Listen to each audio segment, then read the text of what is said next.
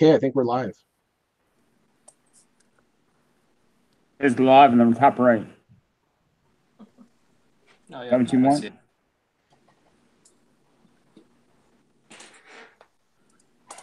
Yep, we're live. All right, Anthony.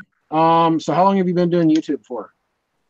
I've been doing YouTube for roughly about 2 years now, so yeah, a good little bit. I'm a little experienced with it. So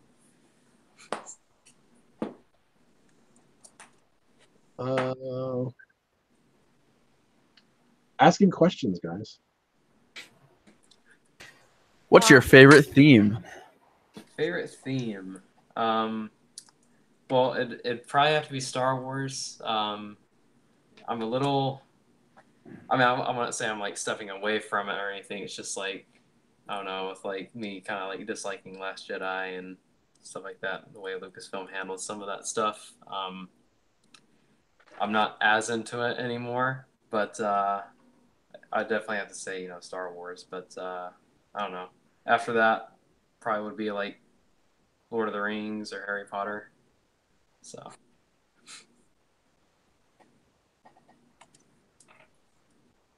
So is everyone down there like just looking for tons of Lord of the Ring minifigs?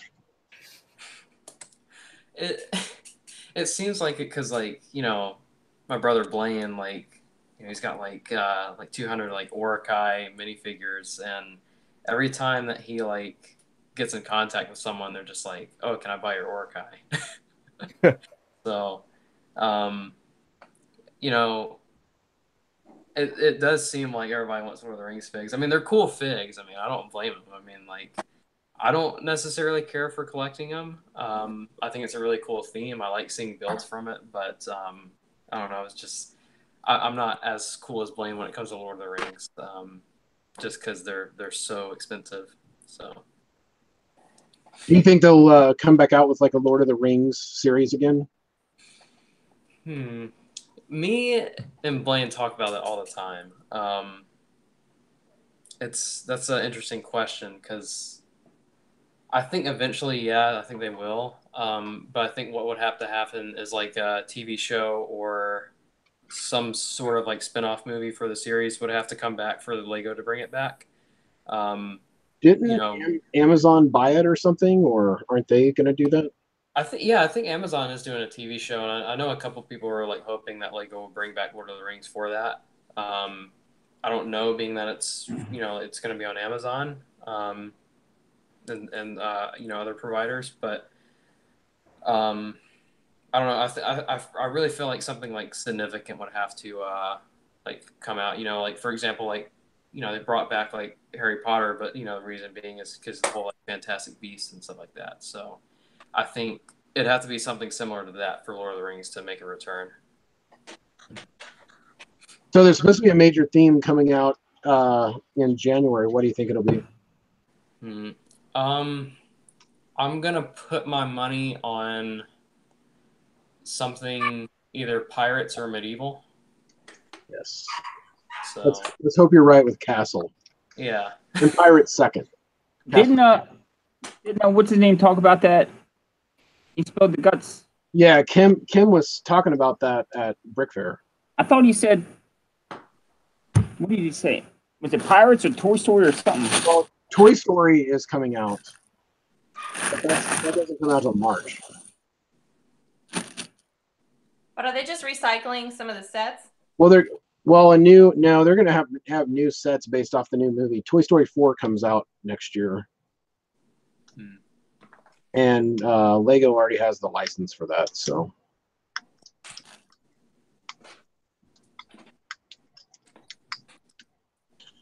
I'm kind of anxious to see what Lego does with. Hey, Mel, what's going on? I'm what Lego does with the new Mandalorian series that's going to be coming out. I think there could be a lot of fun with that, especially like just based off that little like teaser trailer that they did. It's like, I don't know. It's almost like Tatooine or Jeddah type based planet. I'm most excited for like if they do sets from that, I'm most excited for like the figs to come out of that, really, mainly, rather than like the set itself. But I mean, there's potential really for like some really awesome sets to come out of that. Yeah. What do you think, Matt? I'm so excited for the Mandalorian. Not so much Resistance, but it should be cool. I mean, I've like I said before we went live, I'm a huge Star Wars guy. So anytime they make new content that can be made into Lego sets or that I can mock up eventually is really exciting for me. I've also been looking forward to a more like grimy Star Wars film, not typically like Ewoks jumping around or Jar Jars everywhere. So that and like the Game of Thrones creators, they're supposed to be doing their trilogy. Like that's gonna be exciting too. Yep. Honestly, I'd say the closest that we've gotten to like a grimy like a adult Star Wars movie is probably Rogue One or Solo, which are right now my two favorite films of the new four. Yes. So yeah, so it's just exciting for me for new Lego sets all the time. So yes, totally agree with that. Yeah. Yeah. Have either one of you guys seen the new the first episode to Star Wars Resistance? No, I'm not. There were some folks on Discord the other night talking about it, and I was kind of just wanting to be like, "Are you effing kidding me?" I mean, some people were like, "Oh yeah, it was a lot of fun," blah blah, and I'm like, "Are you crazy? Did we even watch the same show? Are you kidding? How are you a Star Wars fan and you enjoyed that? It's I don't know. I liked Rebels, but I like Clone Wars better than Rebels, but mm-hmm. I'll say this: Rebels was a million times better than what that show is. Yeah. But yeah, I think I'm right there with you, Matt. I want to see the griminess. I want to see the dirtiness. I mean, there's dirt no matter what society on this planet and you have to know that like even in a galaxy, there's going to be griminess, dirtiness, everything everywhere. So those are like the things I want to see. Like Anthony and I were talking earlier about like a couple good movies would be Aftermath, like the book Aftermath, or Catalyst, the prelude to Rogue One. I love those back history stories. I like those details. Yeah, I think there's a lot of potential with those backstories, and I think they're just really underrated, and I think they need to kind of have more of a boost and potentially become a TV show or get on the big screen, especially Aftermath. I mean, Aftermath is one of my favorite books of all time.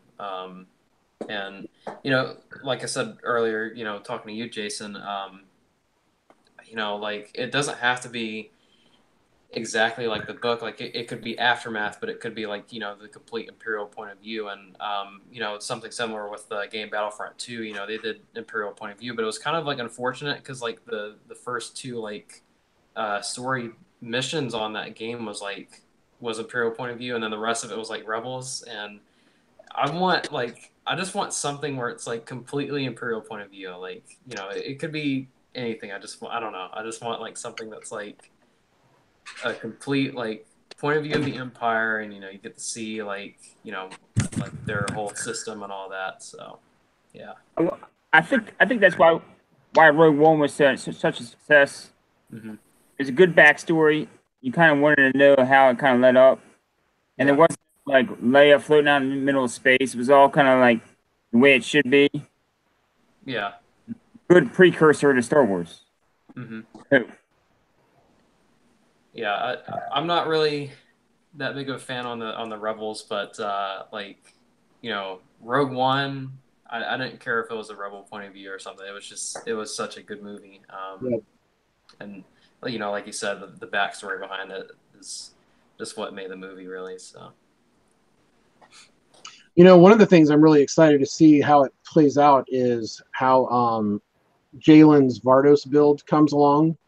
Because one of the things I really like what he is doing is one of the things that where I have a hiccup, I used to back in the day, let's build ships, let's build mocks, let's build scenes, things like that, which all that's great. I'm not like dogging on any of that. But there's a whole aspect of Star Wars that hardly anyone even touches or explores.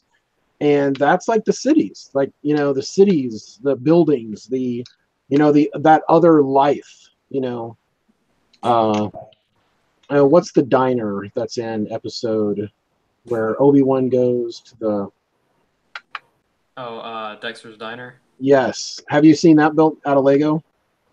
I think so. It's been a while. I don't really remember it that well, but I think I saw it. Awesome. They had a whole street scene with that, and it was beautiful. But talking about a city builder in the chat is Mr. Bookie Boo, and he's a big time city builder. So I think he has an Imperial building in his building where people can go register for the Empire, if I'm not mistaken. Have you guys seen his city? Yes, he has a custom. What's that? He has a custom Imperial. Is it like a shop? Yeah, yeah. It's like it's almost like in Solo, where you can go sign up to be part of the Empire. It's actually really clever, cool. I like it. I love that concept. That's so awesome. Yes, yes. And he has a cool channel too, so you should check it out. So, what is the hardest thing about producing YouTube videos? And this is for both you and Matt. It's really, to me, it's motivation and momentum, really. You know, it like, I had one video, for example, where I spent like 6 hours editing it, and then I released it, and it didn't really get any views, really. And it just kind of crushes you when that happens. And then when that happens, like, you don't want to upload anything. So in terms of that, like, I would say momentum and motivation is really the toughest part, I would say, when it comes to uploading.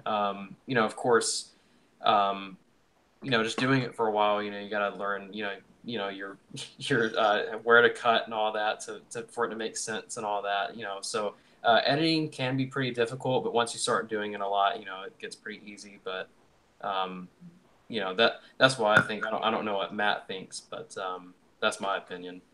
Yeah, I would definitely say in the beginning when I first started, editing was rough because I just didn't know that much about this, like, just how to edit good videos. I mean, there's a pretty clear progression of when I first started, and it's a pretty, like, you know, typical cringy first video.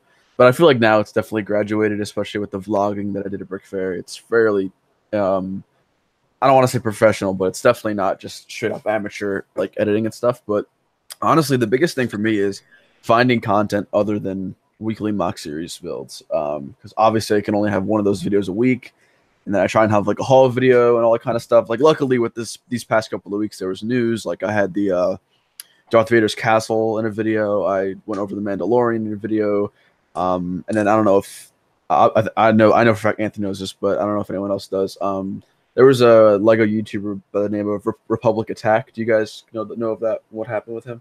Yes, I gave some money to GoFundMe. Yeah. Yeah, but yeah, so if anyone doesn't, he basically, people robbed his house or burglarized his house, and they can, like, stole all of his Lego. So I did a video covering that. I was really happy with that. In fact, that reached over like 1,000 people. So I'm really, like, happy that I was able to help out that way. But at other times it's really bland. Like, I only have 1-2 videos a week, and YouTube's all about momentum too. So if you don't upload for a while, YouTube just automatically puts you in the back corner of, like, suggestion fees and stuff like that. And it gets hard to get, like, known and get your content out there. But I would also definitely agree with Anthony. It's really discouraging when you put a lot of time and work into a video and then it only gets like 100 views because you just don't have a big channel, even though, like, the quality might be up there and might be up to par with everything. But it gets very discouraging. But for me, it's definitely just finding stuff to make videos about. Mm-hmm. And you're in college too, right, Matt? Yeah, I'm a sophomore at Rutgers right now. I commute, obviously. I still have my Lego in my room set up. You didn't pack it up to take to school with you? No, that's not something I would want to do. I'd be afraid, like, other people, like other students, would touch my Lego or something. You don't want another Republic Attack situation. Yeah, honestly, no. No. Yeah, everyone knows the value of Lego. It's you know what, from an investment standpoint, it holds its value great. I mean, say you buy a set, you know, a lot of people buy sets and they set on them hoping the price will double or triple in a few years. But even, I mean, how many things can you buy today that you can resell 5 years down the road for the exact same dollar amount? Yeah, not much. Yeah, hardly anything. Like you can't even do that with gold and silver because those are commodities; those are traded. So, sure, they may go up, but they could also go down. So, Lego is pretty good, like a pretty good hedge. So, yeah.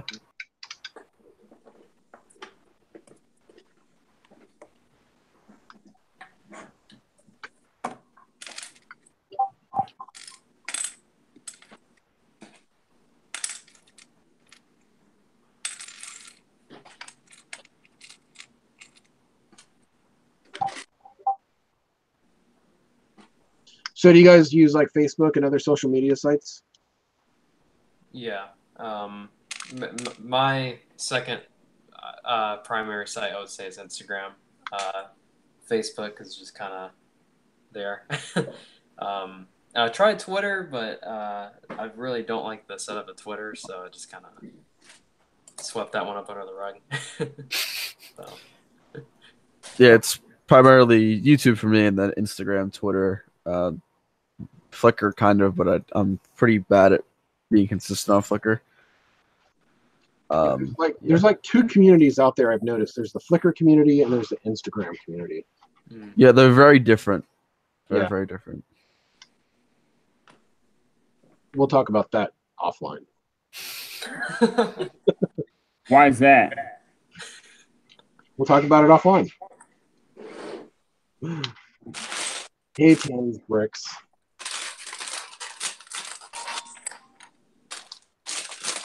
Also, going back to that, like what's kind of annoying about YouTube, Anthony, I'm sure you can relate to this, but very often, for example, my crate at Chicago Beyond the Brick did a video on it, and my crate finale only got not that it's like a small amount, but it got 10,000 views, which is really good for me.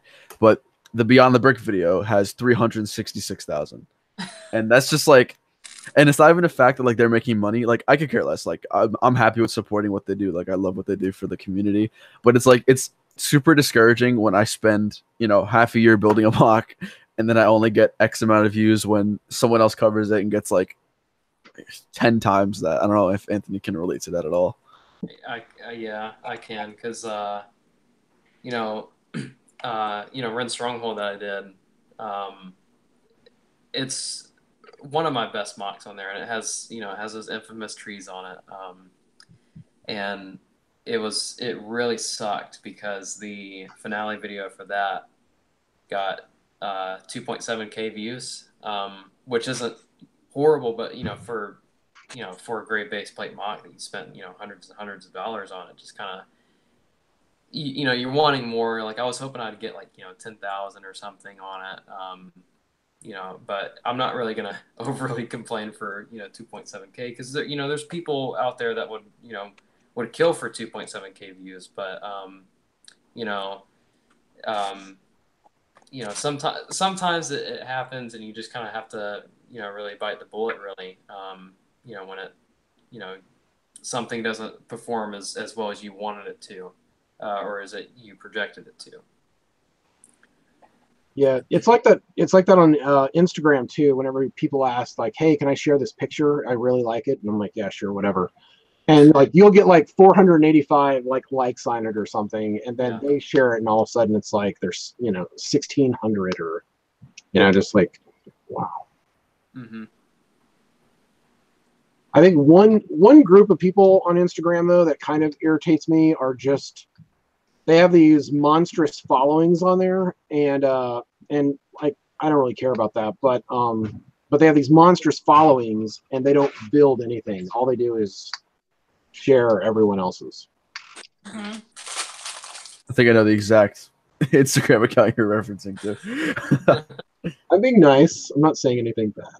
Actually, so I kind of think it's a little different between Instagram and YouTube, because I've noticed that, like, so when Beyond the Break does my interview, it gets however many views. There's not a lot of people that actually like look in the description and be like, oh, this is the creator, let me go give him my support. But I feel like on Instagram, it's so much easier to be like, to click on the photo, see who's tagged, and follow. So I actually don't mind Instagram as less because that exact same situation happened to me when they shared a picture of my crate, but I actually got like 70 or 80 new followers. So I really didn't mind it that much, but it's still equally frustrating, and I get what you're talking about too. Now on YouTube, can people share your stuff or no? So that's called a community tab, and you have to have basically around 9,000, 10,000 subscribers to have that. Okay. Yeah. So me and Anthony cannot do that right now. Jalen can. I'm sure if you've seen any big Lego YouTubers, they do it every so often. They'll just share like other people's videos or. Yes, actually, Jay did that with me when I think it was like my week 1 or week 2 of building Kessel. He actually basically just the notification is the same, so it's as if he uploaded a video, but instead it's just my video. Okay. So yeah, so that helped a lot. Oh yeah. Yeah, get your name and face in front of a whole different group of people. Yeah, exactly. I think, and at that time I had like around 3,000, so he helped me a lot with like there was definitely like a significant boost in like subscribers overnight. Oh, very nice. Yeah, because I mean he has 10,000. That's a crazy amount. Is that like the magic number 10,000? In terms of what? I don't know. Like, what are personal goals? Like, what's your personal goal? My personal goal is to get a YouTube plaque, which is 100,000. So I got a long ways to go, but Ryan gets one of those, right? yeah, Ryan just hit it, so he should be getting that one in a few months. For That's like the magic number, like for me, for like popularity, like if YouTube doesn't work out, and it's like my ultimate goal is to have YouTube as a part-time income source for me later on in life. Give it a couple more years, hopefully I can gain a bit more of a following. But my like more short-term goal and something that I'm like pretty sure I'll hit eventually is 10,000, which is a pretty big achievement in my opinion.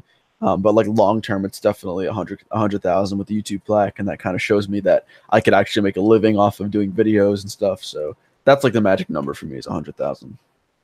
okay. What about you, Anthony? I mean, you're gonna be a film person, right?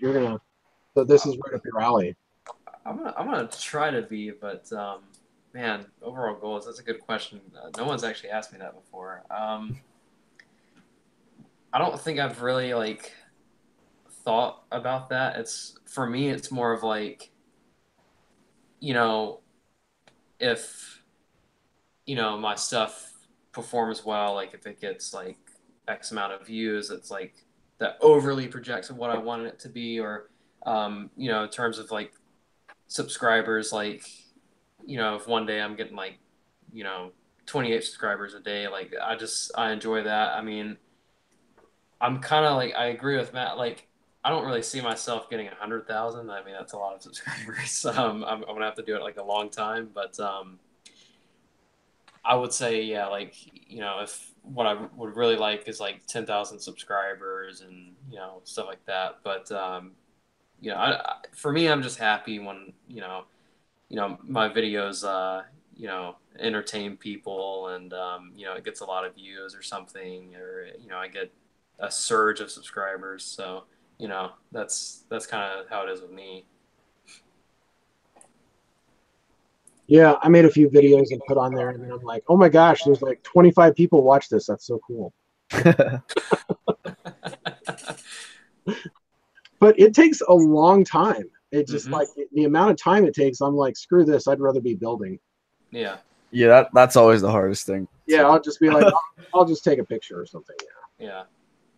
With for people who are like wanting to start doing YouTube, like I would say like one of the biggest things that's like helped me out so much is like picking the crowd that you want to hang out with, basically. So you can get inspiration. Like for example, me and Matt, like we probably talk on calls like once a week, averagely, and then I see Ryan in person like once a week, stuff like that, and it's like you really gotta like kind of have to like pick with a crowd that you kind of want to like base your channel off of, basically. And so like for example, like my channel has like it's weird, it's like has like a mixture of like multiple different YouTubers put into one, I guess. Ryan, like, it's actually interesting because I never even like watched one of his videos like before I met him. So, but you know, just he's different in person, really. And he's I don't know. He's just I like. It's funny because a lot of people ask me, they're like, "Oh, what's M&R Productions like?" And it's just like I don't know. I just see him as Ryan, really. But what like one thing that I take inspiration from Ryan is that he films like everything. Like we'll just like go to like Walmart or something, and he'll film it, and you know he may post it, he may not. It's just like I really like that. You know, with Matt, like his way he does his videos, like is just really cool. And they're like super entertaining. So you know, it's stuff like that. And you know, with you know, I talk to Chris or Chris Productions a lot, and you know, you know, I take inspiration from his building series and stuff like that. Even though he's not really posting that much now, but you know, it's stuff like that. So Yeah, like yeah, just hanging out with Ryan just a couple months ago whenever we were all together. mm-hmm. He's a trip. He's but you're right, he does. He films everything, like every little thing we Yeah. were doing. Like even when we were playing jokes on people from Germany, you know, he was still like filming everything. So Yeah, I mean it's crazy. It's like something that's like totally not even like relevant to the situation. He just like he films it. It's like I mean, he constantly has his phone out. So Yeah, that's a mentality I'm trying to adopt too. I mean, Anthony, you probably noticed that I'm trying to be at like like I model my channel off of like things that people do differently strongly. So like Sawbrick Studios, like that's the first guy I watched with his building series, and then honestly, the next person I watched for consistency and quality was Jang Bricks for his quality, and then both Just Too Good and M&R Productions for their consistency. So I try and like pull all that stuff together, and then getting to know like people like Ryan and David. Like I was able to like pick at their brain, you know, ask them like what works, what doesn't, and I'm like slowly implementing all that stuff and trying to see if they can carry over to potential success on my channel too.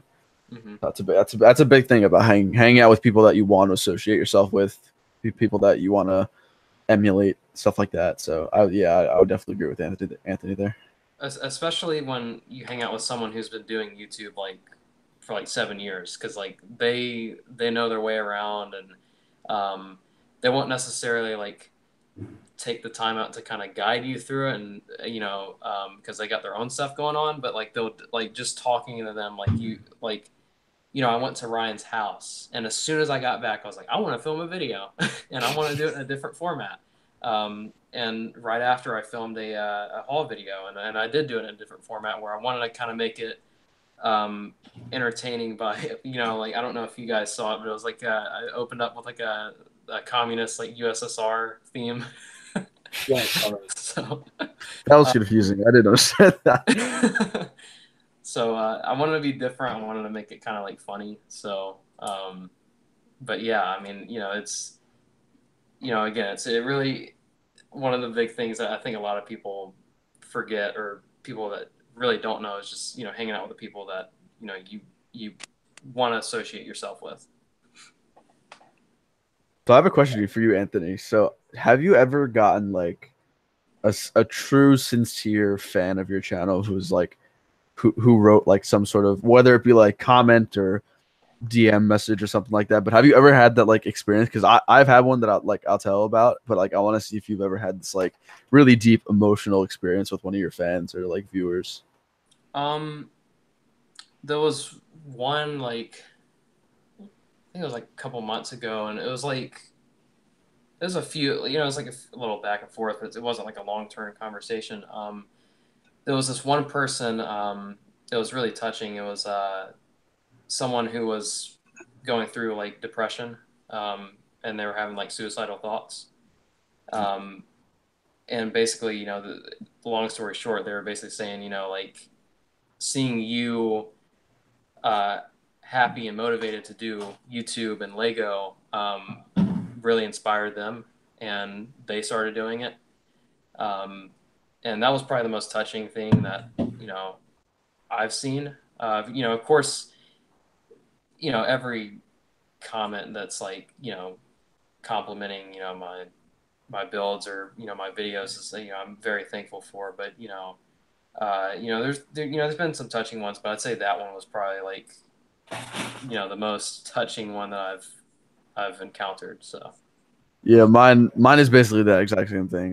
The comment I like he sent it to me as a message on Instagram. I don't know where it went now, but basically it was along the lines of what you just said. He was like, I come from like a really bad area. Like my parents are divorced. Like I have trouble like being happy. And he's like, I think it was honestly just one of my mock videos. It was like it's like a video that you would never expect to reach somebody on that sort of level. yeah. But he basically just told me, he's like, your video, like I escape reality while I'm watching your videos, and like it just makes me feel happy and in life. And I like that really touched me. Like I'm a pretty emotional guy. So like okay, so like I'll cry in like war movies when people die. Okay, I'm not afraid to admit that. Like all that kind of stuff. So like that comment like really touched me. And honestly, that's like the number one thing that I go for now. Like it used to be when I started, it used to be like, I want to make these like really cool mocks that people are gonna think, oh, it's so badass. But now honestly, it's and as dumb as this is gonna sound, but like my main goal, if there's ever one main goal from any video I make, is if just one person is like, I thoroughly enjoyed this, like it really helped me with something. That's like my main goal on YouTube. And that's weird for a Lego YouTube channel, but ever since I got that one comment, like that's my goal with every single video. Yeah. That's a really interesting way to look at it. It's yeah. I like that. Mm. Now, do you see any of the older YouTubers? I have one in mind that I've known for a couple years now.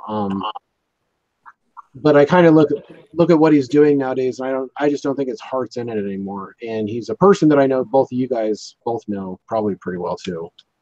But like, yeah,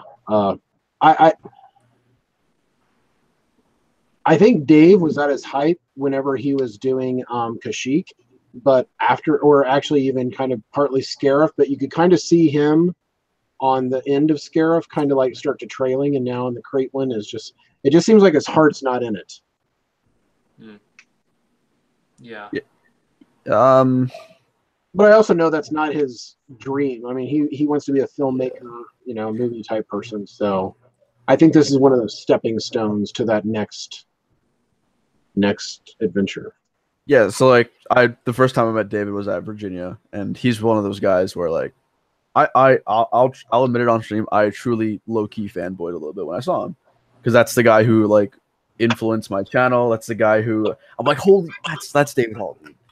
But then we talked, and I was like, this guy's just a normal guy, and we started hanging out, and unfortunately we've developed a decent friendship, and over the past couple of like months, I guess, since Virginia. But I know that his heart is in filmmaking. I know it's what he loves to do. Yeah. I've even talked to this. Like, I don't like to. In the first couple of weeks where I knew him, I didn't want to ask him that question, because that's a pretty deep question. So I basically asked him, like, what's your goals on YouTube and stuff? Like, what are you trying to do? He's flat out said filmmaking. Like, he wants to make his own business. He wants to do a lot of videography, a lot of cinematography. And he's obviously still in college. He's a senior right now, so that could take up a lot of your time.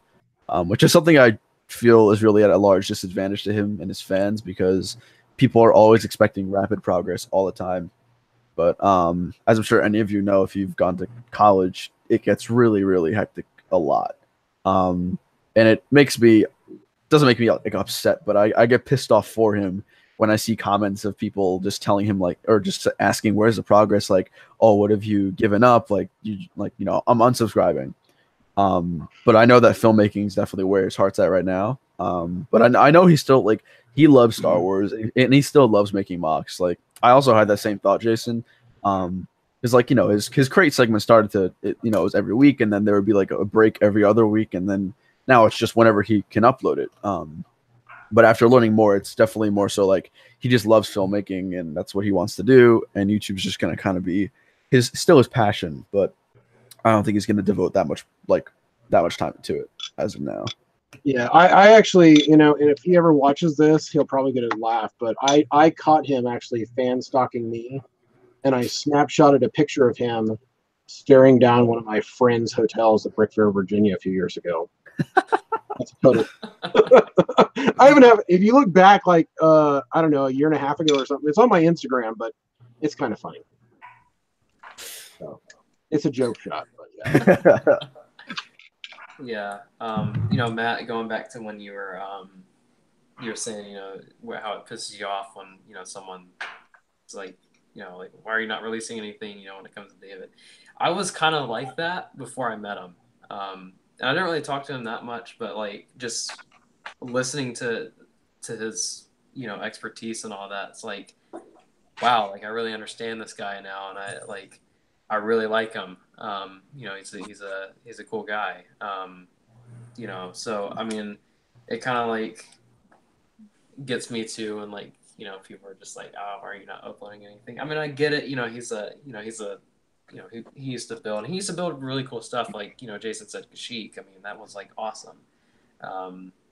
Scarif was pretty cool. And it's just, it's kind of like downgrading a little bit, but it's because of his interests, and I completely understand because I have the same interests. So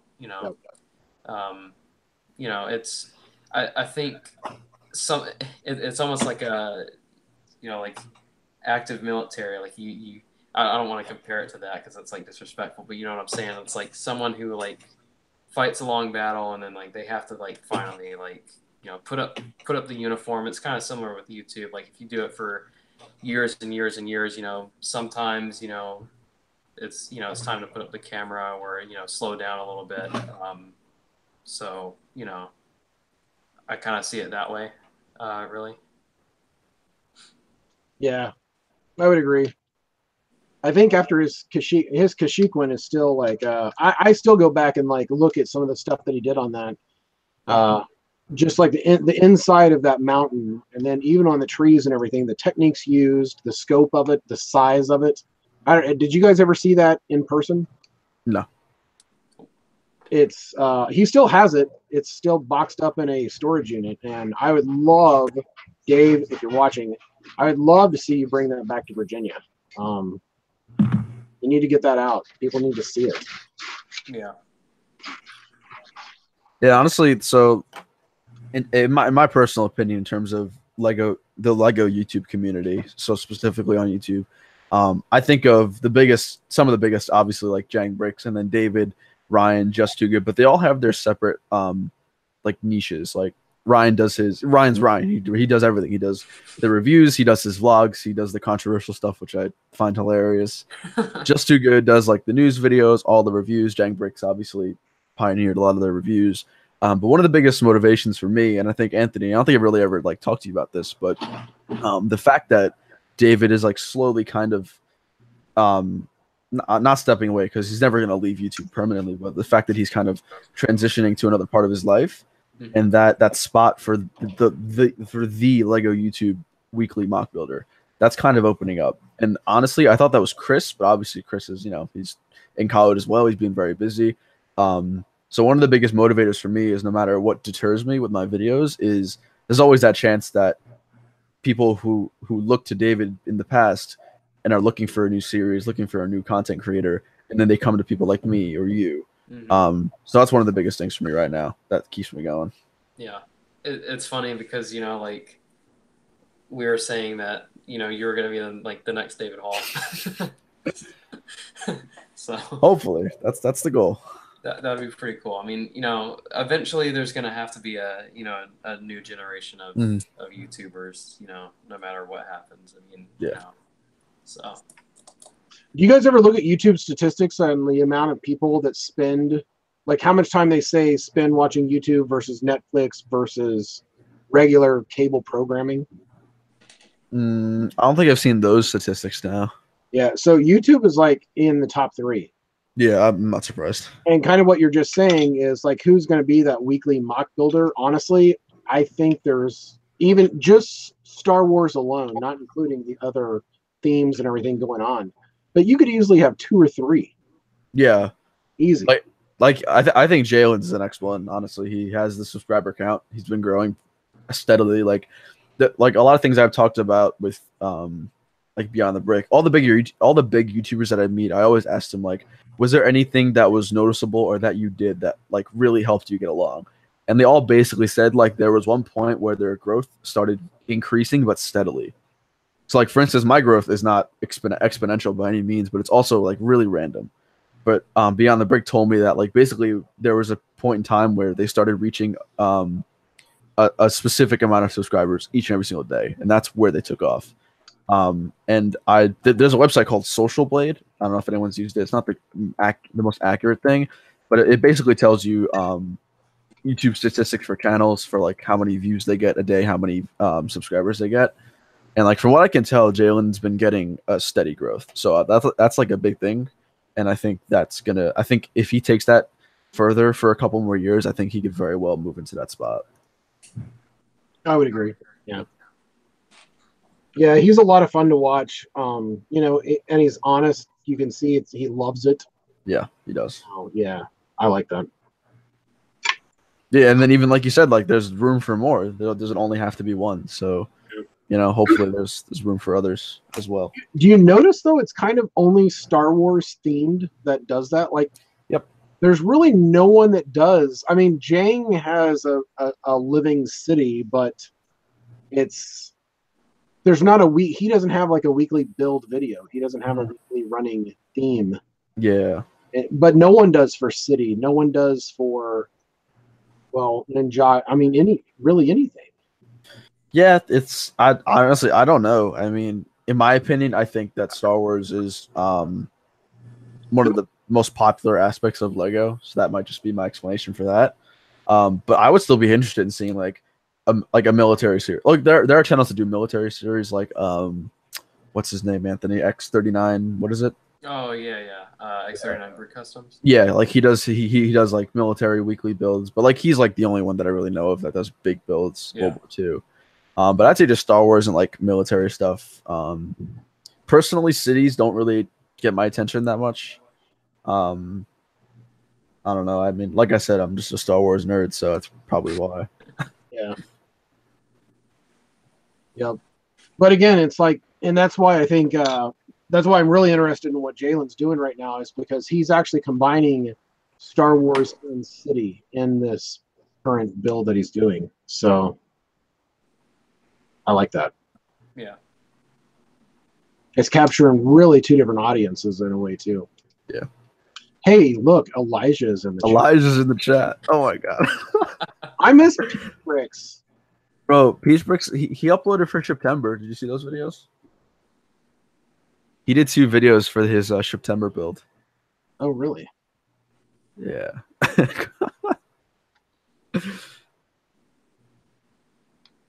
Man, I'm so happy like I'm a kid right now and I get to just have fun. And just, Yeah, don't ever grow up. It's not. yeah, I'm not looking forward to it. Because then you have like bills and retirement to look forward to, so it's not fun. Yeah. Less money to go towards Lego. Exactly. Actually, get a good job, and then you can have a lot more money to go to for a while.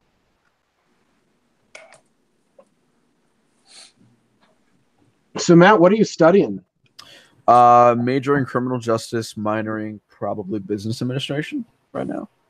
So, until like your career takes off, what do you want to do? Come to DC and be a Capitol Police officer? That would honestly, that sounds very interesting. So basically, my two favorite things in life right now are videography. So anything with creating content, it doesn't have to be Lego or specifically YouTube, just like filming, editing, and then obviously criminal justice. So in the 95% chance that YouTube doesn't work out as a steady source of income, it'll probably be something with cinema, like with videography. I really actually haven't given it that much thought yet, but that's like my right now. So Chris back there is building a train station that is 5 gray base plates in size. It's a big ass train station.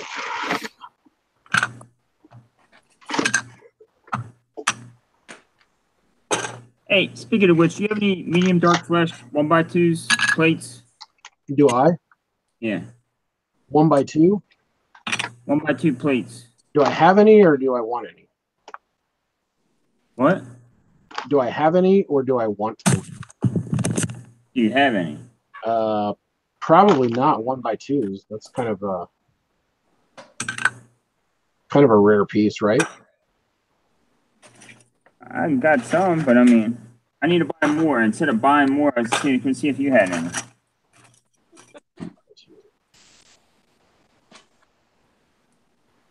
I take it you don't?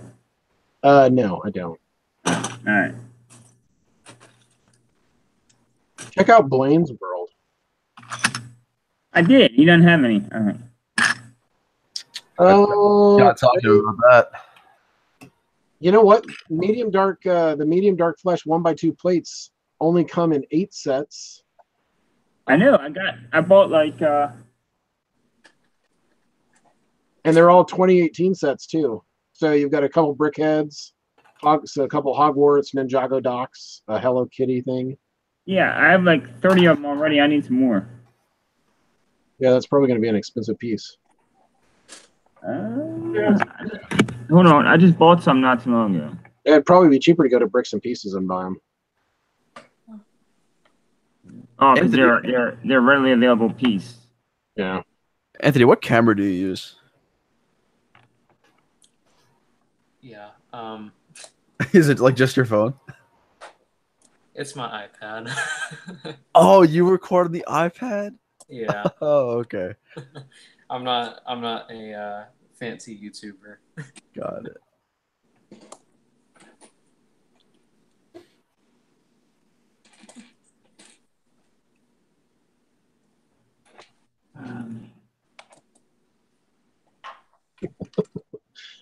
Elijah.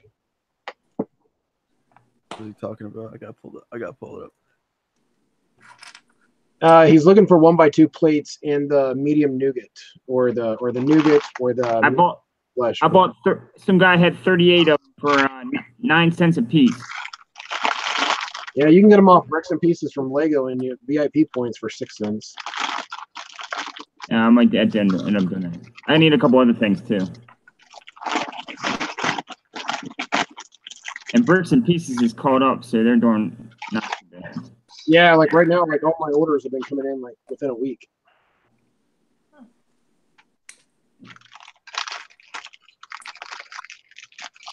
I only need about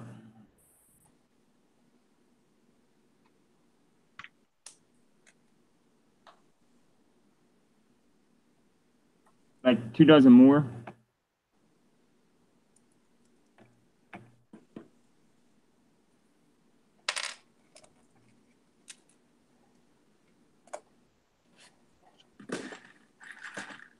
It might be easier to find those off Bricklink or something or Brick Owl. I'll just go through Bricks and Pieces because I got to get some other stuff too. Yeah. So, what was your favorite part about Solo besides Memban, Anthony?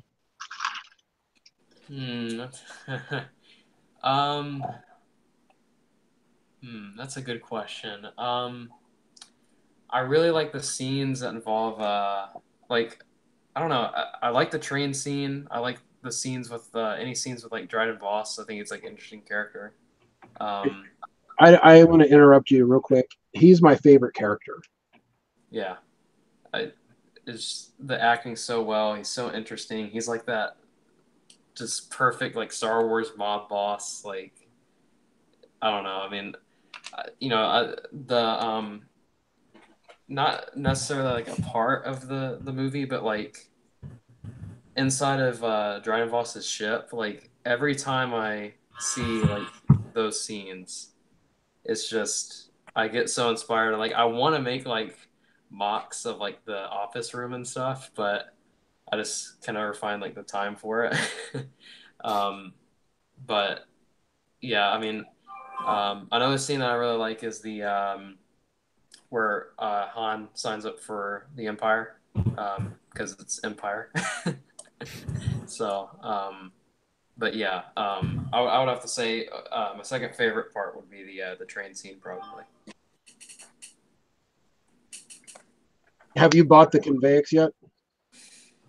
I have not because I don't really like the set overall. I mean, I like the figures, but I don't know. I just Have you bought the set. set yet, Matt? No, I have not. It's not something that really intrigues me. Save your money. Yeah, I'd rather spend $90 on parts for Kessel. Well, the thing is, like, the only good thing about that whole set are the figs. That's it. That's pretty consistent with a lot of sets recently. Like, Yeah, that's like the figures have been really nice in my opinion for a lot of the sets they, recently. like the new what is it? The new Cloud Cities. The figs are great, but overall, like, there's nothing spectacular part wise that really just blows me away. Mm. And then, you know, like with the Convex, the PPP, the price to part ratio is just awful. And it's Star Wars, I get that, but it's those damn range troopers. They're like $10 at least on Bricklink now. well, that's like the Mimbon troopers are about like yeah, those are ridiculous. actually they're even more expensive. Yeah, because there's only one of them, right? Yep. I feel like I'm gonna get like PTSD after like Mimban because like I'm spending so much money on the Mimban Stormtroopers. So every time I see the figure, I'm just gonna be like, oh. How many? $16. How many do you have? I've got like 12. Oh. And I still gotta get more. So Damn. you I know, can't say anything. I spend a lot of money too. I might be buying the UCS Falcon this weekend. Still haven't made up my mind.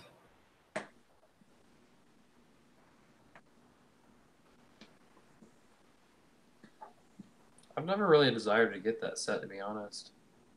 It's mostly for the conversion to the Kessel version. I see where you're getting it from.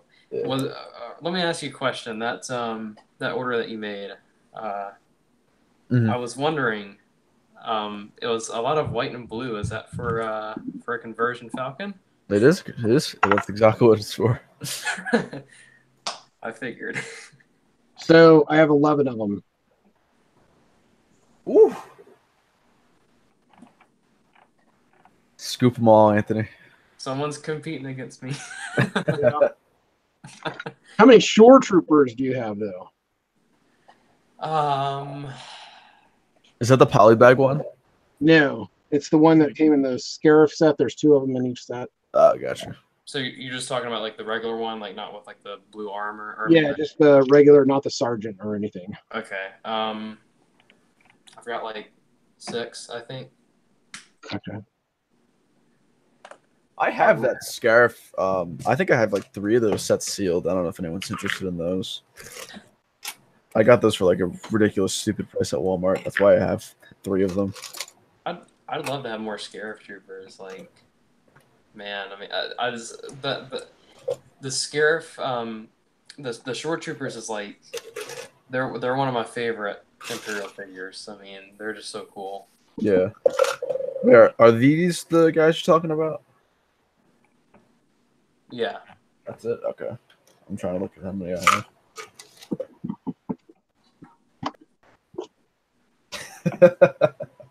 That's dope. Wait, so then what are these guys called then? More like with the blue outline. So that's the sergeant. Yeah. Oh, okay. Yeah, there's 3 different ones.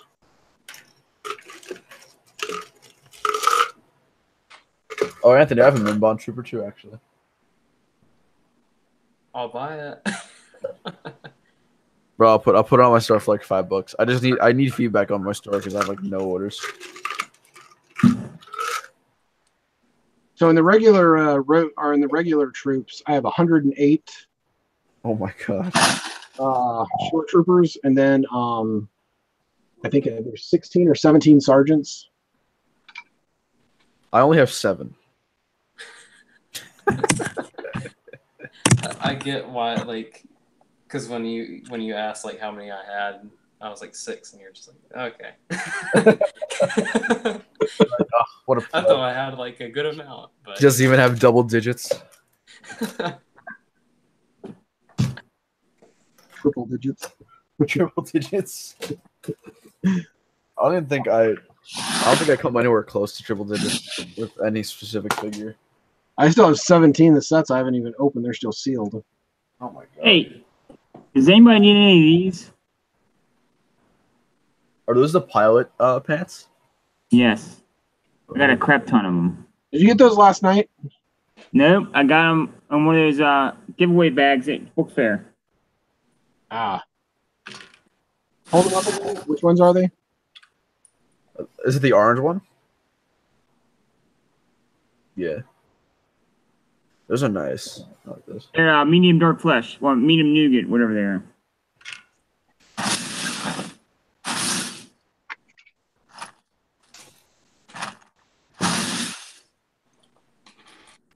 There you go. Yeah, I thought I had a decent collection of the Rogue One Battle Pack Stormtroopers. They're like, oh, I got like 25. Haha. And then Blaine's like, yeah, I have 300. I'm like, all right, it's cool. It's fine.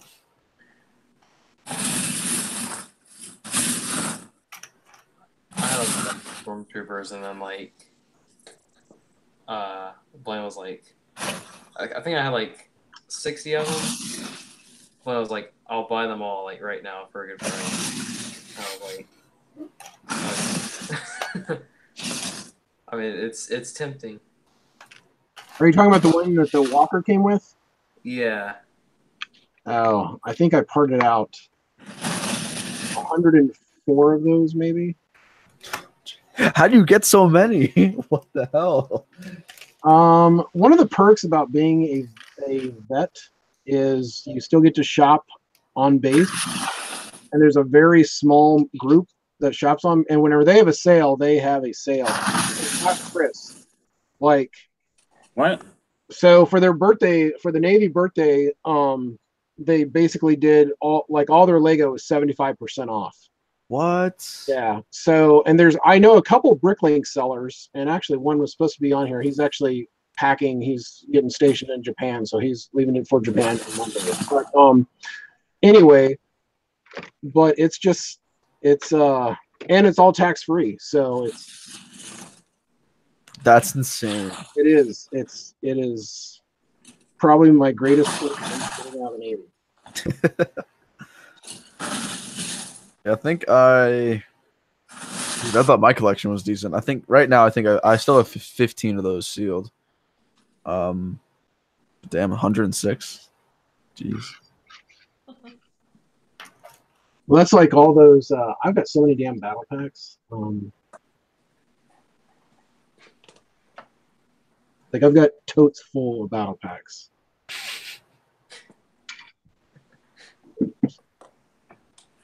Anthony, you're gonna get the Aerolite stuff for your Death Troopers? Probably. I mean, they look pretty good, man. I mean, those weapons. It takes a while to get here, so that's the only reason why I'm asking. You can get Aerolite stuff off of Bricklink, right? Oh yeah, I forgot about that. That's true.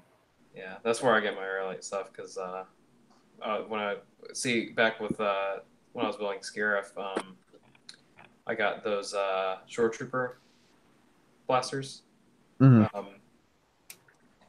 and like the shipping from Aerolite was like 3 weeks or something. And I was like, okay, well, I'm just gonna look for resellers. So, yeah, that's what I'll probably do. But I'm still gonna use Aerolite because I think they have the best for Death Troopers. Elijah asks, so was that the military base that you bought your Lego at? Oh yeah. Yeah,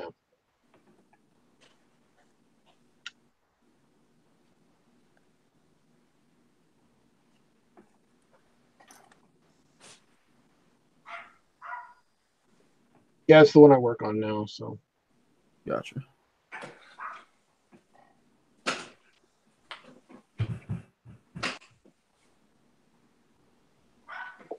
but yeah, I found these. Yeah, I've still got a bunch of those sealed. and then I've got probably about 50 of those. I wished I grabbed more of those. These are really good. I mean, there's a lot of, I don't know. It's a good little battle pack, especially for the rebels because all the torso, everything is different. Mm-hmm. So,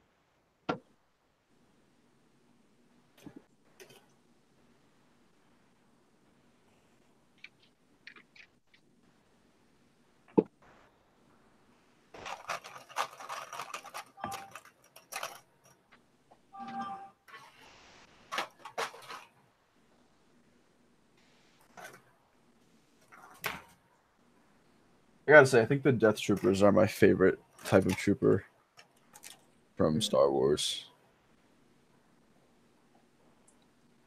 which one? Death Troopers. Yeah. That battle pack is just like the greatest battle pack of all time, besides like the 501st maybe, but even that's kind of okay. How many times did you go see Rogue One in the theater? I saw it 3 times. Okay. That's the same amount I saw it. I just wanted to make sure I wasn't a weirdo. Well, I was just asking what you got in your armory back there, Jason. A lot. Are those sealed Saturn V's right there? They are. Oh wow, you can see those. Yeah. I'll try to put this camera up a little, but you can barely see my Venator. UCS Venator, right Oh, I see it. there. Do you have the Star Destroyer UCS? Yes, it is on the very bottom. Do you have a sealed? No, I wish. That's the number one set that I want, like of all time.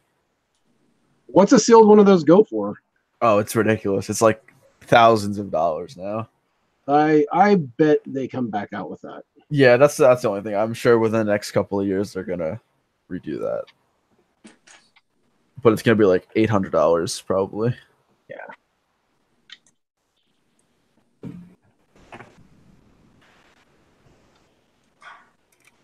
Oh, he was talking about the Wall of Swords. Oh, the Wall of Swords. So when I was in the Navy, whenever my first 3 years, we were assigned to NATO. So we went all over Europe and pulled into all different ports and everything. And so pretty much every port we went to, there's all kinds of like novelty shops, things like that. But one of the swords was used as a replica from Kingdom of Heaven. One of them, they're all movie replica swords from different films that was filmed over there. But there's one from Troy, Gladiator. Actually, that one's upstairs on the wall. What else? The one just to the left or right of the pirate flag, it was in Arthur, a Camelot movie. Trying to think of the others. Was that the one? I remember what movie that was the from. one with Clive. I think Clive Owen, or Was it like 6 of them, like 6 main characters? Yep. Okay, that was a good one. I like that one. Yep.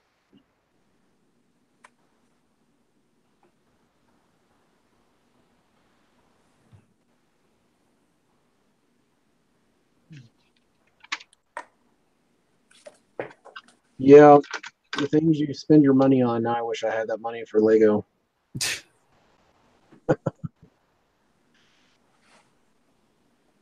Unfortunately, I don't have to pay many bills. All I really have to do is pay for gas. So I could spend some money.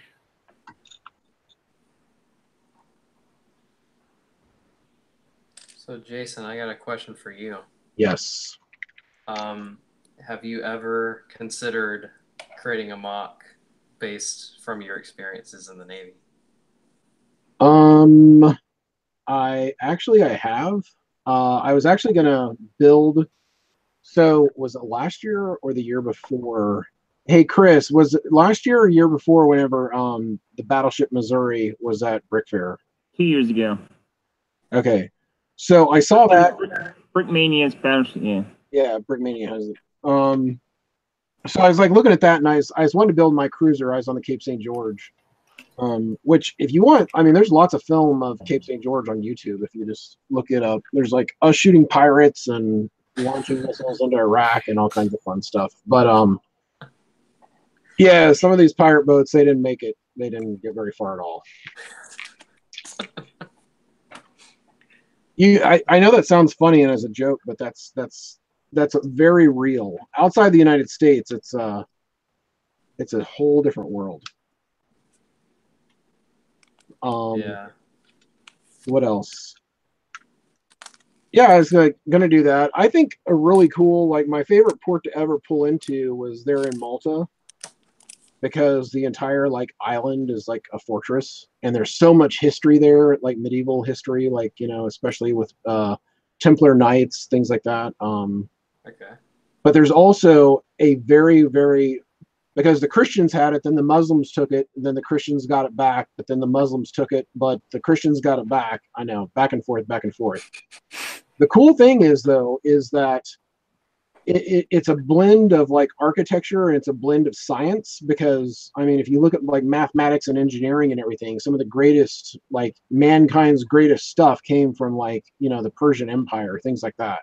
Mm-hmm. That's why, like, if you go to Spain, Spain is just awesome. Because there's so much of that Muslim flair in the architecture and everything. But lots of arches, a lot of the whole Gothic, piece came of that, and then the Renaissance came of that. But yeah, there's several different like scenes I think would be fun to build from my military experience. I don't know if like anyone's done that before either, like making military mocks based off of like their experiences. So, like I think that'd be like really interesting. Yeah, usually the only military stuff you ever see is like World War II, usually. Yeah. Related, which is very, very cool stuff. But there's like a lot of really other stuff that'd be like whenever we were in Iraq, just like how bases are formed now versus how military bases were in World War II, Vietnam. Even then, it's bases now are built so much with like the natural building material around it, like using like just tons of earth and mass, because in that kind of setting, mass is your friend. So the more mass you have, the less bullets can come through. Yeah. Yeah, that's very interesting.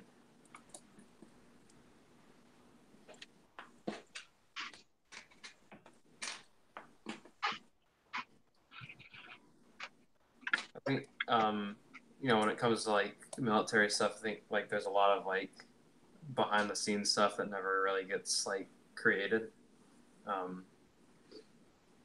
And I think like from like an outsider perspective, like I feel like people would like find it really interesting and stuff if those like military mocks created that was like kind of based off of like stuff that you don't really like see as much, because like like when it like World War II, it's like people instantly think like, oh, D-Day and stuff like that, but there is a lot of stuff that happened like behind the scenes and all that, and kind of like underrated battles and all that. And I think it'd be pretty cool for like someone to like create battle scenes like that. Yes, I would agree. How did you like Dunkirk? It was really weird because I don't know, when I first saw it I was like, it's okay, but then like I started looking at like other war films, and then I realized like, wow, Dunkirk is actually like pretty. I mean, of course, I don't know actually how it was, but I mean, like Dunkirk's one of the more accurate movies that I've seen based from World War II. Especially like the dogfighting, like I thought that was really, really well done.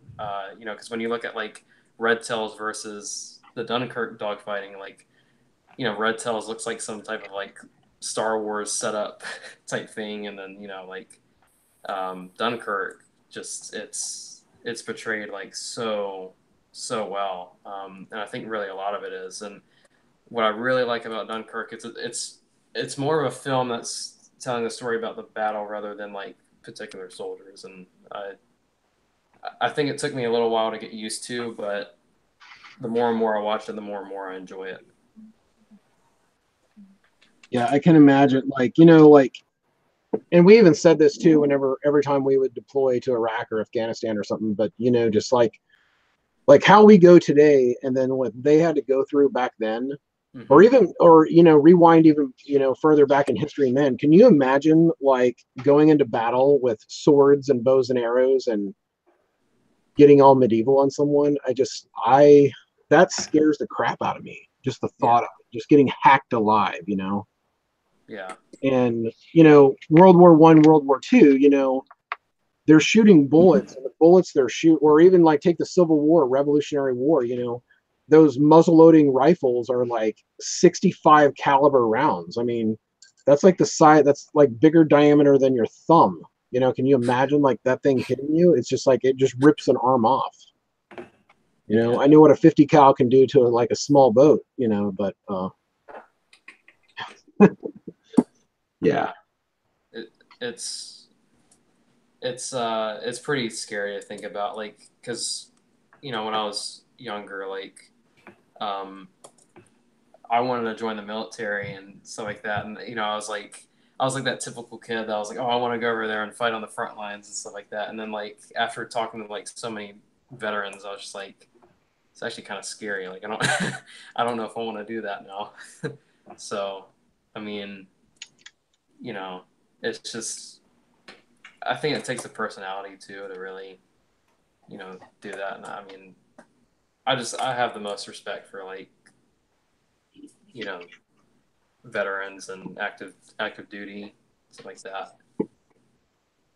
Always remember, whenever you have to go to the bathroom, make sure you always have your rifle with you. You think I'm kidding, and I'm not.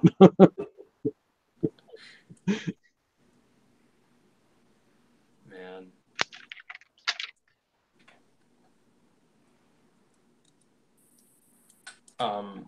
Me and Blaine we're in this, like, I don't know if you ever heard of it, but it was like this auxiliary to the Air Force Civil Air Patrol. Yeah, I know what that is. Yeah. We're in it for a while, and Blaine like got like really high command in it, but when I first started, I was like, yeah, like we're kind of like the military. But then like as I like 3 years into it, like seeing other people, I was just like, a lot of people are like putting like face paint on and stuff when they're like 12 years old, and there was like no need for it. And it's just like I didn't like the organization overall, because it was just like, it felt like it was just like a bunch of kids playing dress up. And it's an art. I don't know, I kind of like saw it like some of what the kids were doing was like kind of like disrespectful, really. I mean, I don't think it's a bad organization, but I don't know, it's just like there's some people in it where I'm just like, that's a little too far, and like they'll use like terms like we're about to get deployed or something. And there's like no need to use like certain military terms. So where would they get deployed to? Like some state park? Basically, trying to find a downed aircraft that they can't find. So it's stuff like that. I mean, Hey, quick question. Not to be off topic. I'm in Lego Bricks and Pieces, and I need to get more than the max they'll let me get. You can only get a max of 200 in bricks. Yeah, I know that. You can't add another order the same piece? No, you'll have to wait. Like another color you can, but not the same piece. Damn it. But I mean, you can turn right back around and order again. And it'll just add to the... No, it's a new order, but...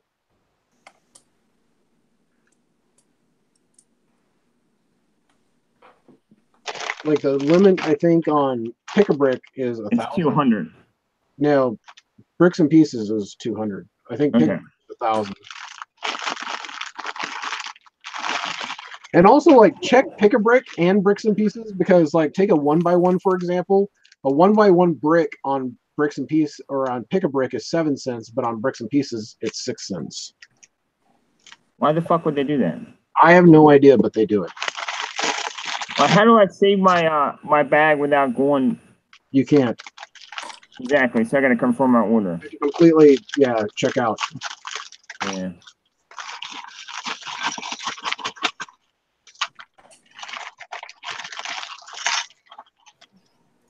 And don't hit the back button, whatever you do. Yeah. That's another thing I hate about Bricks and Pieces. Yeah.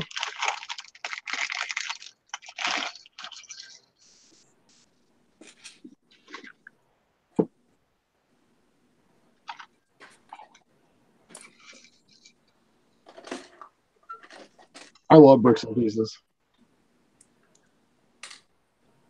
Sorta.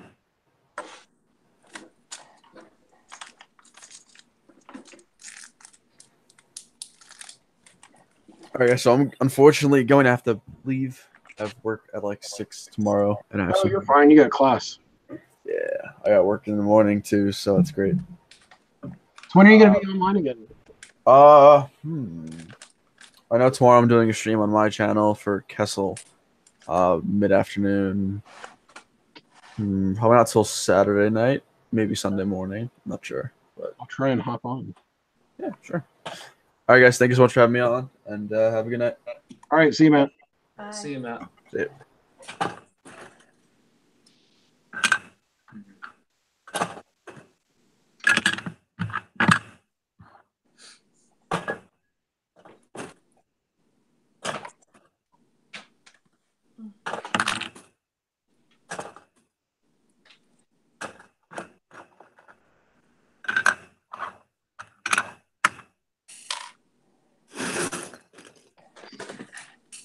Anthony, have you built like both the speeders from Solo yet?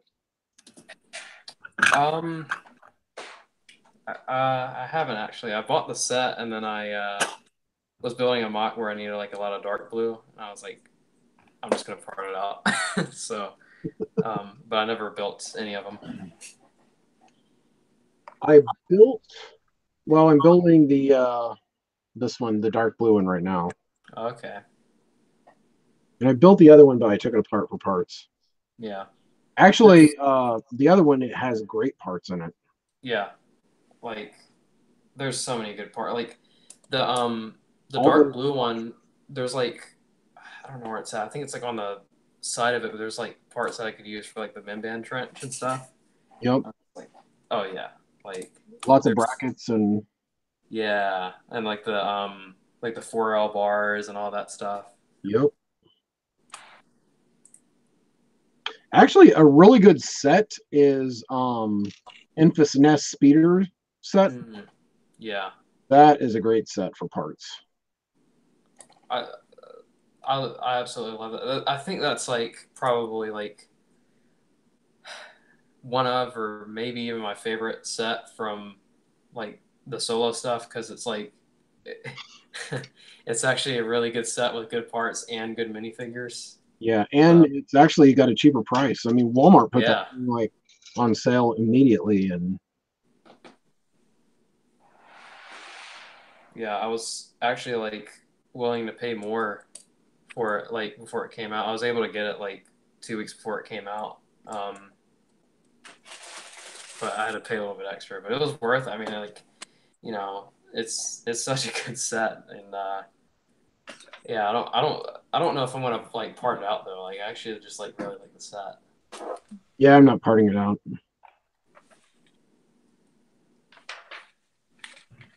I'm kind of wondering because you get those 6L dark tan bars in it. Oh yeah. I'm wondering what those are going to be going for on the secondary market. Mm-hmm.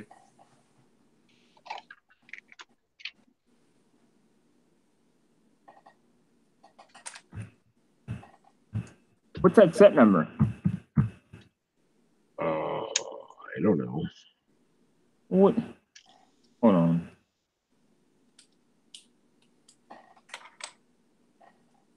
I found it. I'll find it.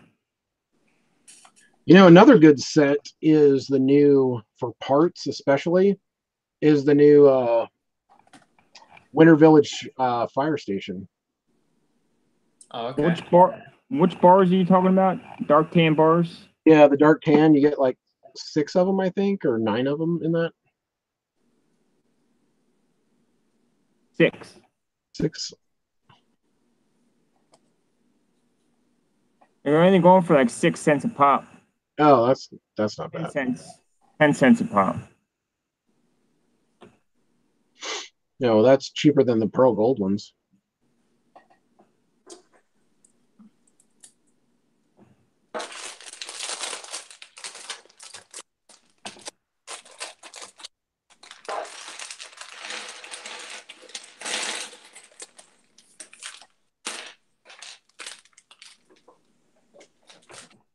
And a lot of people complain about the new hey Heather, have you bought the new Winter Village fire station yet? Yes. Did you like it? I bought it. It's still in a box. I haven't opened it yet. Okay. Build it right away. I liked it. A lot of people's like, oh, it's, for the price, it's overpriced. But I'm like, if you look at traditional Lego fire stations, they're all $100, and this actually has way more parts than the regular fire stations. And then people are like, yeah, but the back end is all open and everything. And I'm like, have you never seen a Lego City set? Right. No, I mean, I like it, but, I have the entire Winter Village, so I had to. I know, but you need one more thing in that village too. Well, what do you think I need in it, Jason? I know I need like a whole nother table. Hey Chris, have you seen her Winter Village? Yeah, with the rainbow hill or something. Yeah. Yep. I'm so glad you remembered that.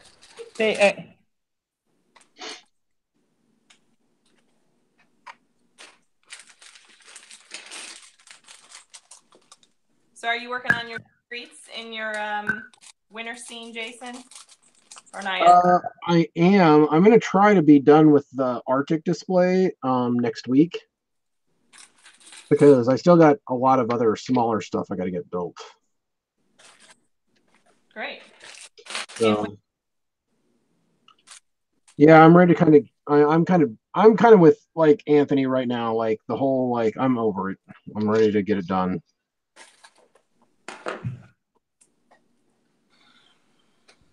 What your Winter Village? No, the Arctic display. Yeah, you're anxious to get it done, or Yeah, I'm anxious to get it done. It takes up so much space. It's huge. I just move mine around, get it out of the way. Yeah, I can't do it. That would take forever to move it around. I took it apart. I took it apart in half. Yours? Yeah, somehow I took it apart. Did you drop it or something? No, why? It's huge. You made it modular, probably. Nope. Oh, come on. I did not. I should have somehow, but I did not. I can't, because every seam has either an arch or a corner.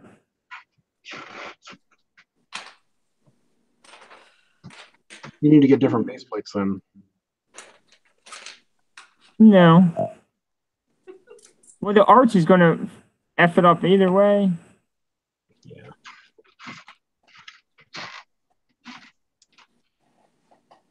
Here, hold on. I'll show you guys in a second.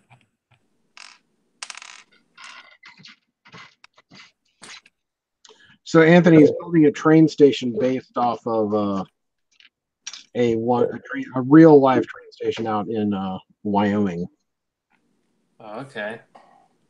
That sounds pretty cool. I really enjoy like train stuff, because I think it's generally interesting. I like both imagination trains and like real life based. I agree. Yeah. What the?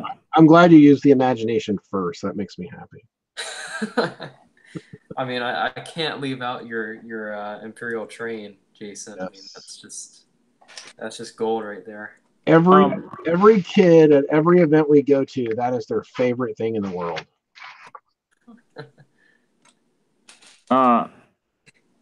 FYI, they don't have medium nougat or dark flesh, as I would call it, and pick a brick. Tile wise. What about big bricks and pieces? Uh-oh. I think He's his gone. connection messed up. What's that? I think his connection messed up. Actually, we just had some power spikes here. I think I'm going to cut this short because it's really, really starting to storm. Oh, wow. Yeah. It's interesting because, like, you know, that hurricane hit, you know, Panama City and all that. Yeah. How far away did you guys live from there? You guys lived in Alabama, though, right? We live in Orlando. No. But you did before you moved. Oh, yeah. Yeah, we lived in Birmingham, Alabama, which is like, it's like 5 hours away from Panama City, I think. My cousin lives in Tallahassee. Oh, wow. I haven't talked to him yet. Yeah. There's nothing left. That hurricane crazy, but it's weird because we didn't even get like any rain from it. It was just like not a single like drop. And I know we're out of like the way of the hurricane, but you know I thought we would get like some type of like outer bands of it and stuff. But man, like the stuff that hurricane did, it's just like it's just crazy. Yeah, looking at this damage on. I mean, there's like there's whole streets just completely gone. Like Mexico City looks like no man's land, like World War I or something. Yep. I mean, it's just unreal.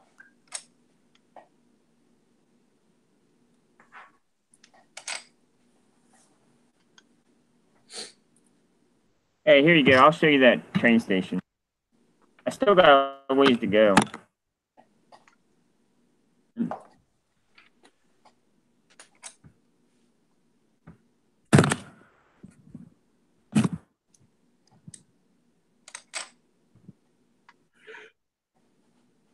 All right. There you go. Oh wow, that's gonna be a big mock. Yeah, it's not modular. How are you going to move that? I don't know. I'm gonna put it on plywood. I like the archways for the windows. Yeah. That's that new brick. It's a bracket, and I have a tile on the front. Okay. I have like 100 dark green 1x2x3 windows in there right now.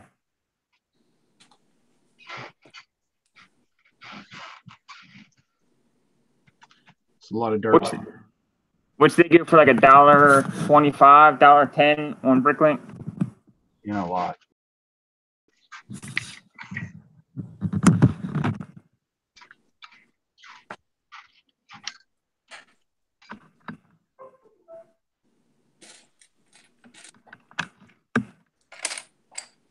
Are you gonna have your mock done by Charlotte, Jason? Which one? The Arctic. Oh, it's got to be done before Festival of Trees. Oh, that's going? Yeah.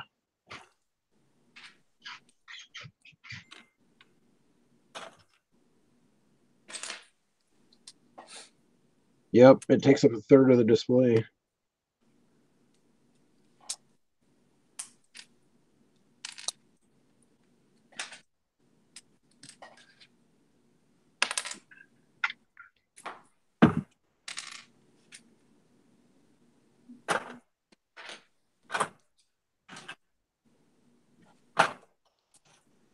Are you building trees tonight, Jason? I was going to, but I have such a mess right here in front of me that I am not. I'm actually going to be headed to bed shortly. I know that.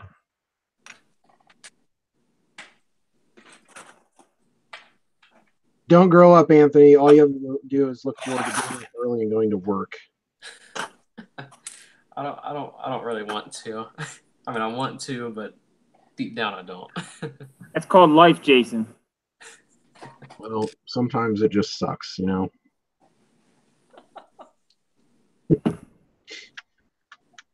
I just want to play with my Lego all day. Yeah, me too.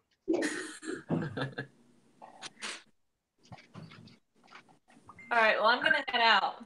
Thanks. All right, Heath. Let's try to like catch up next week. Okay. I'm gonna I'm be off. stuck at a corn maze all weekend, so. All right. I'm off all week. So Oh, really? yeah, it's fall break. Oh, that's nice. Yeah. So all right. Well. All right. Well, I expect to see lots of cool builds then. Oh, I'm working on it. I'm almost done. I'm on the home stretch with this Ninjago City, and then I can start something, different. So Nice. yeah, be good. All right. Thanks. All right. See ya. All right. All right, kiddos. I'm gonna head out too. All right. I guess the band is getting broken up. I know. We need to start like doing this like weekly instead of like monthly. That'd be fun, like a weekly podcast or something. Yes. That would be cool. All right, guys. Well, hey, good night. All right, man.